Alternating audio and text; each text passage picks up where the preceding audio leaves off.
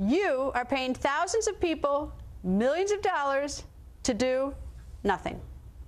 The number of people that are AWOL a day in the federal government. In other words, they're not taking a paid day off, they're not sick, they just don't show up for work.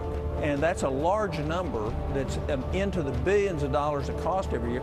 And we don't have the management tools to fire somebody who just doesn't show up for work.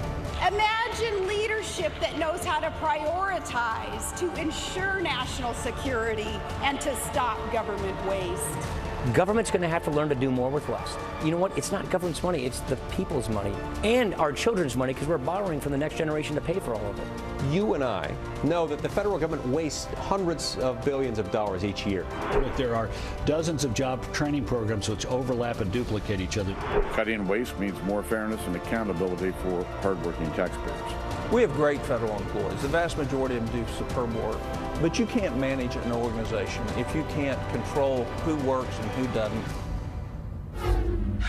Well, you heard right. While the Defense Department and FAA get ready to furlough critical workers, the federal government is spending millions paying workers who are AWOL. That means you, the taxpayers, are paying them to do nothing. How do you feel about that? Washington Examiner Chief Political Correspondent Byron York joins us. Nice to see you, Byron. Good to be here. Okay, so there are two categories. This started with Senator Tom Coburn, and there are two categories, sort of the ones who pay are standby and AWOL. Those are put on. Well, the first is AWOL, and that obviously if a worker is not at work, he should have permission to not be at work on leave. And what Coburn discovered when he did a study of this was that a lot of federal workers will just not show up for part of a day, whatever. And the number has grown. He found that between 2001 and 2007, the number of hours that federal workers were AWOL almost doubled. And I mean, and now it's 9,400 work years a year. So it's like 9,400 employees who just don't show up. So he's arguing that if we're going to be furloughing people for sequestration, furloughing people in critical jobs, meat inspectors or air traffic controllers, why don't we look at this?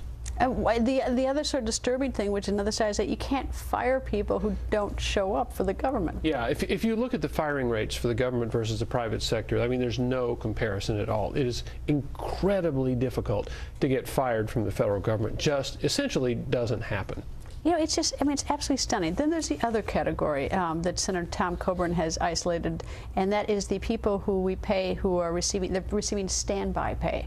Yeah. I have two questions. What is that? Secondly, is how do I get that job? Well, these are people who the management feels might be needed on a particular day, but are not definitely needed, so they're asked to stay close and to be ready to come in, and they're paid for it.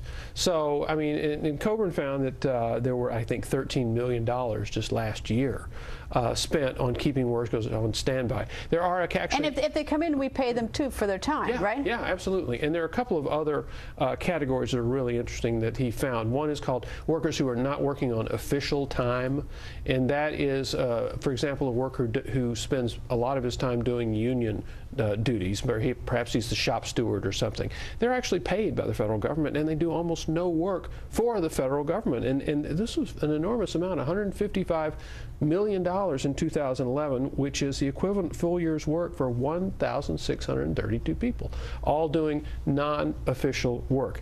And the last is people who are idle because they're waiting for security clearances. So, you know, the government employs hundreds of thousands of contractors. A lot of times those contractors, after they're hired, cannot do the job they were hired for until they get a security clearance. The process can take months and months and months.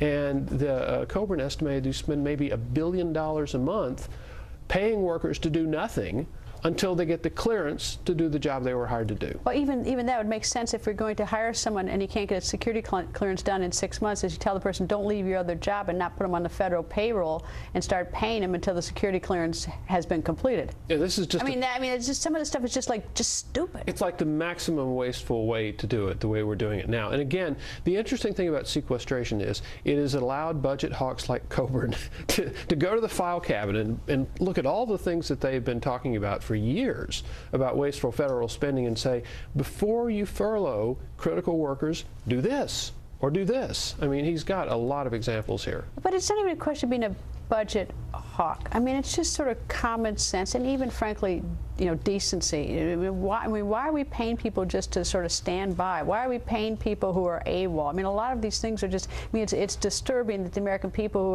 are trying to hang on to their jobs in the private sector out there hear what goes on here in Washington. Now, not every, I mean, there are a lot of federal workers who work really hard, work overtime, don't get paid, so I don't mean to take away from them, but there's so much waste. No, a lot of what Coburn has learned has been from federal workers who were disturbed by what they saw going on in the federal government. So you're right. This is a large number of federal workers. This is just not a problem at all. But they don't like what's going on inside the government. Well, according to a congressional research memo dated March 28th, it just sort of breaks down what departments. For instance, the Department of Health and Human Services has 148 employees who receive standby pay.